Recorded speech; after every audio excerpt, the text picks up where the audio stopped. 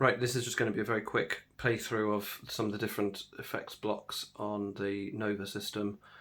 I have it set up currently in pedal mode rather than preset mode. Preset mode is pretty obvious. You've got bank up, bank down, preset 1, 2, 3 per bank. Pedal mode, each of the buttons just activates the effect block which it says above it.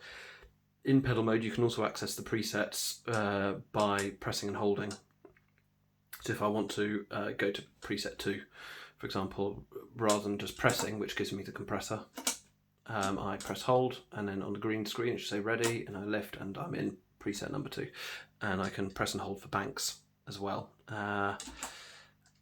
Good, so that's a really useful. I've always used it like that. So I've got access to a few presets, but also just can take in and out effects of those presets. Starting with the reverb, which is probably the effect which I've used the most. If I just take that off, actually, this is my clean guitar sound, and if it matters, this is a neck pickup on a Strat style guitar, straight into the amp, completely clean, no effects of any sort. So if I turn the reverb on, it comes as a plate reverb. There's 4 different sorts: spring, hall, room and plate. It seems to be on plate at the moment, and if I press that button, it brings up the different parameters which I can adjust. So I've got decay, pre-delay, mix, so on, and there's a lot. Colour, we'll do a little bit on that in a second. Yeah, there's just so many different parameters which you can control. It's very easy to get lost in it, and I could probably just do a whole video just me fiddling around and having fun with that. But that's sort of how it comes. But if I turn the mix up, because we want to hear the actual effect as much as possible, turn the decay up. There we go. So now hopefully we're really just listening to the effect itself. If I go here, colour, it goes all the way from a woolly dark reverb, and at the other extreme, glass. It's going to take your face off a little bit. And there's, yeah, sort of wool, warm, real, clear, bright, crisp glass. And you know, I mean, with these sorts of digital units, if you just start twiddling a few knobs, you can very quickly get a little bit more experimental.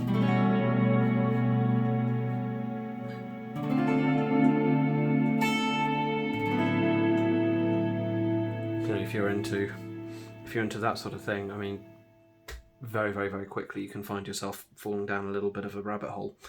But just if you turn everything down to a more manageable, more usable level, I mean, you've got the ability to do anything here, really. So this is something which could just be used. Okay, so play all of the different reverbs. I think they have the same set of parameters which you can play around with, but that was the plate reverb. This is the spring one. That's the hall and room, which should be a bit deader.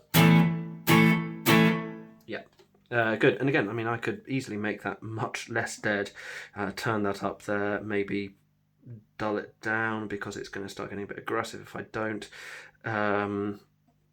Get that up, much more decay, higher mix. Yeah, I mean, it still trails off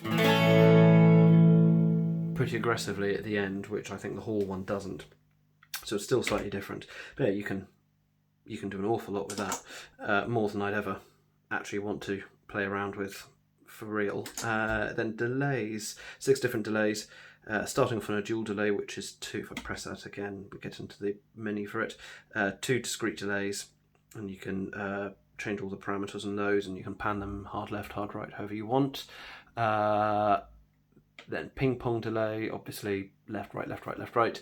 There's no point me demonstrating those because this is a mono setup and you're not going to hear that unless it's in stereo. Clean delay is just their digital. Oop, that's set very fast. Take the tap tempo right down. There you go, it's better. So that's just a very clean, pristine digital delay. Parameters, the actual delay, the tempo, linking it to a tap tempo, your feedback, mix, maybe turn that up a little bit so we can hear a bit more high cut, low cut. There you go, very clean. Analog, the delays should start degrading a little bit. Yeah, much darker. Which is good if you don't want them to stick out too much, if you want them just to fade back into the mix a little bit. Take, very similar.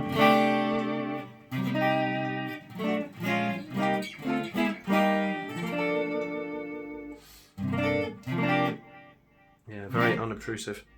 Dynamic delay, which is while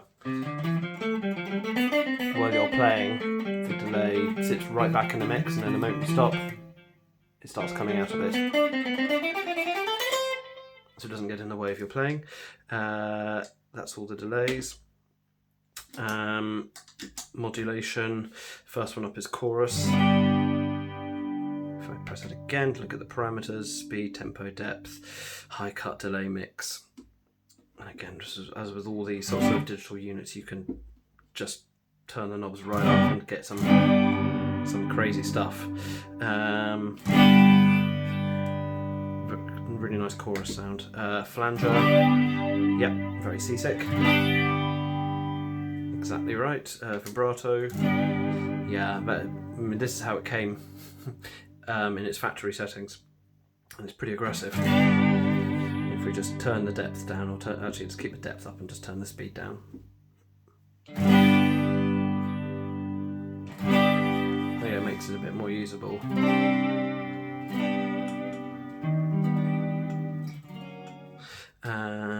Phaser.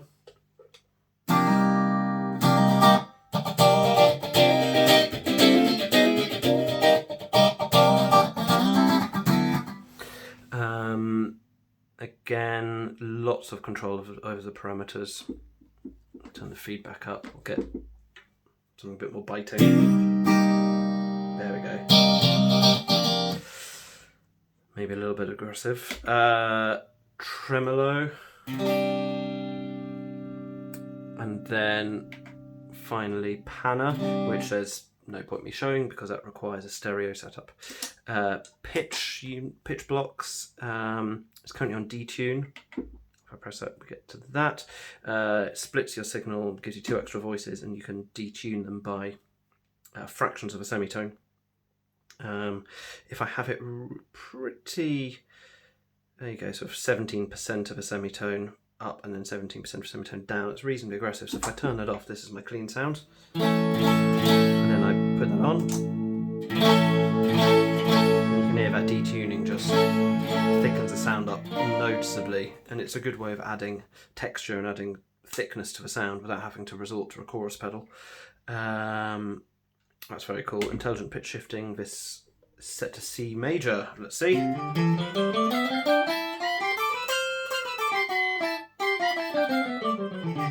I was too busy listening to the thing. I forgot what notes to play. And it's pretty quick.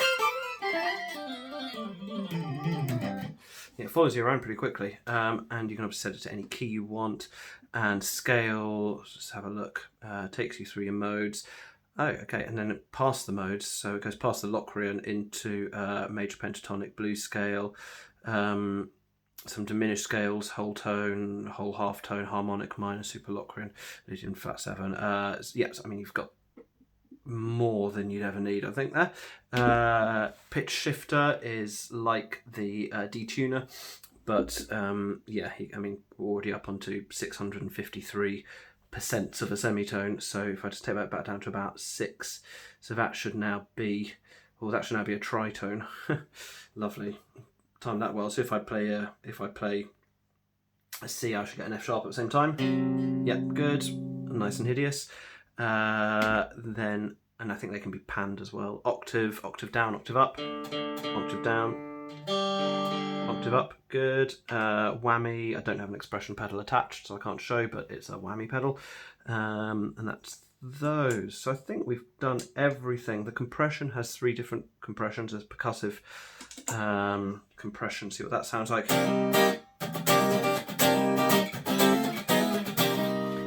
I press it vis-a-vis yeah, okay. So that just gives the front of the note a little bit more click, doesn't it? Yeah, good. The sustain, that's probably going to be quite loud. Yeah, okay.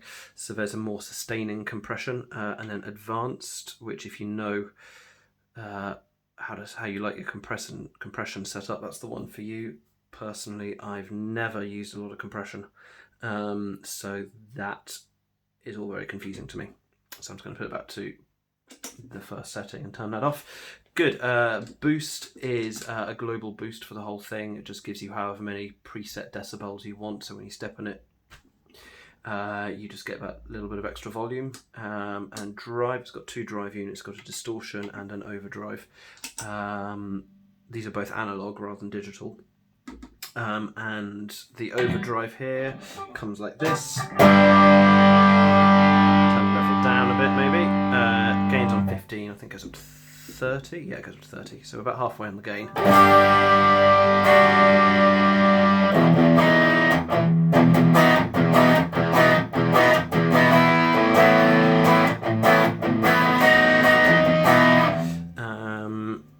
And oh, actually, this is a good way of showing the boost. The boost button here.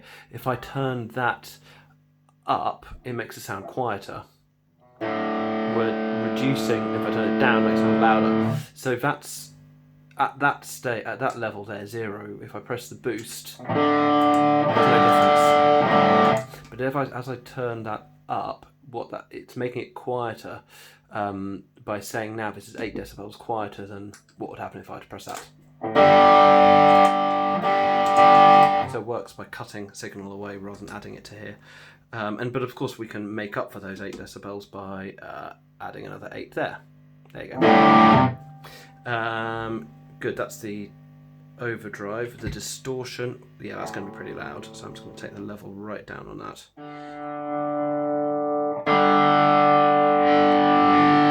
yeah, that goes up to 30 as well. Again, these are, normally I've plugged this into my effects loop and not used the distortion and overdrive unit because I always like my amps overdrive. But let's have a listen to this.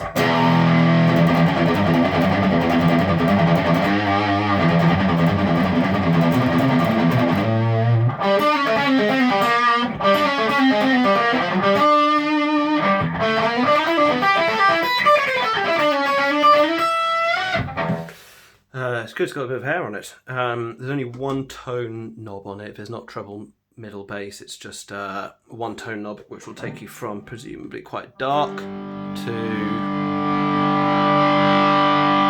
Yeah, that's already starting to get perhaps a little bit more aggressive than I want to do in my little music room at home.